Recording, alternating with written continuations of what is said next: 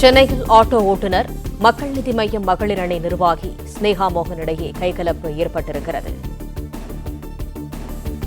இது தொடர்பான கூடுதல் தகவல்களை தருகிறார் எமது செய்தியாளர் கதிரவன். கதிரவன், வணக்கம். இது தொடர்பான முழு விவரங்கள் என்ன? நடிகர் கமல்ஹாசனின் மக்கள் நீதி மய்யம் கட்சியில மகளிர் அணி மாநில செயலாளராக இருப்பவர் ஸ்னேகா மோகன்தாஸ். இவர் இன்று காலை சைதாப்பேட்டையில் இருந்து பிரசிடென்சி கல்லூரி செல்வதற்காக உபேர் செயலி மூலமாக ஆட்டோ ஒன்றை புக் செய்திருக்கிறார். ஆட்டோ ஆலோர்பேட்டை அருகே வரும்போது மேப்பை ஆஃப் செய்துவிட்ட அந்த ஆட்டோ ஓட்டுநர் தாறுமாறாக ஆட்டோ ஓட்டியதாகவும் பள்ளத்தில் விட்டு ஆட்டோவை எடுத்து சென்றதாகவும் கூறப்படுகிறது. இது தொடர்பாக ஸ்னேகா மோகன்தாஸுக்கும் இந்த ஆட்டோ ஓட்டுநருக்கு இடையே வாக்குவாதம் ஏற்பட்டிருக்கிறது.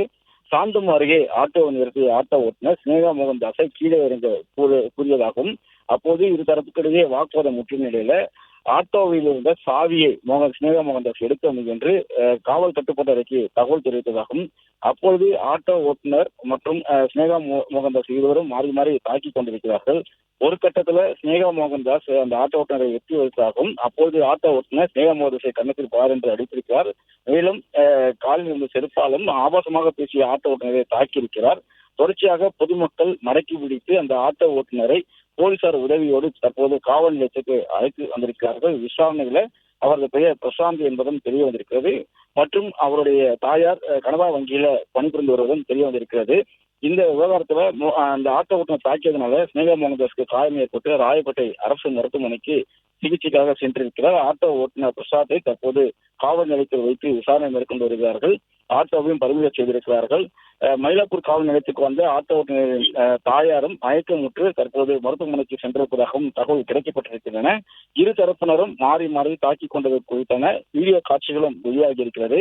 பள்ளத்தில் ஆட்டோ விட்டது குறித்தும் அதே போல கூகுள் மேப்பை ஆஃப் செய்துவிட்டு சுற்றி சுற்றி வருவதாக கூறிய போது 170 ரூபாய் பணத்திற்காக இவ்வளவுதான் செய்ய முடியும் என்று ஆட்டோ ஓட்டுநர் கூறியதனால இந்த வாக்குவாதம் முற்றியதாகவும் அப்போது இரு தரப்பினரும் மாறி மாறி தாக்கிக் கொண்டதாகவும் கூறப்படுகிறது. தொடர்பான வீடியோ காட்சிகளும் வெளியாக இருக்கிறது.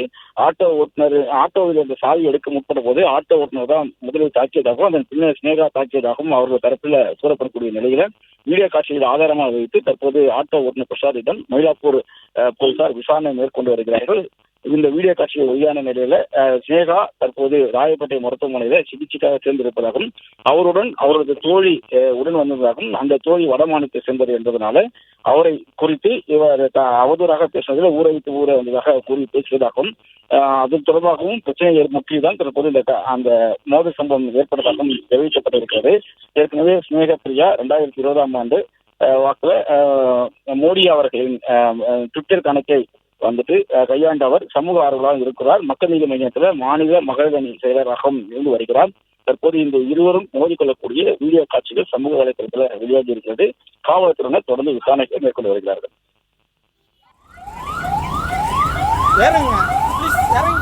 இறங்க முடியாது. நீங்க தான் தேவையில்லாம பிரச்சனை பண்றீங்க. உங்களுக்கு வேற ஆட்டோ பாத்துக்கங்க. நான் ஒண்ணு உங்ககிட்ட காசுலாம் கேட்கல. இறங்குனா இறங்குனா. இல்ல நீங்க அதை ஏன் மரியாதை இல்லாம பேசுறீங்க? மரியாதை இல்லாம நீங்க எப்படி பேசலாம்? நான் டீசென்ட்டா தான் சொன்னேன். இறங்கு தான சொன்னேன். நீங்க இறங்குங்கன்னு சொன்னீங்க. என்னென்ன பேசுறீங்க எல்லாத்தையும் எப்படி கால்ல அடிபட்டு இருந்தா என்ன பண்ணுவீங்க? இறங்குங்க. முடியாது. நான் வாங்க. நீங்க போலீஸை கூப்பிடுறேன்னு சொன்னீங்களா? கூப்பிடுங்க. என்ன பேசுறீங்க? ஒரு நிமிஷம்.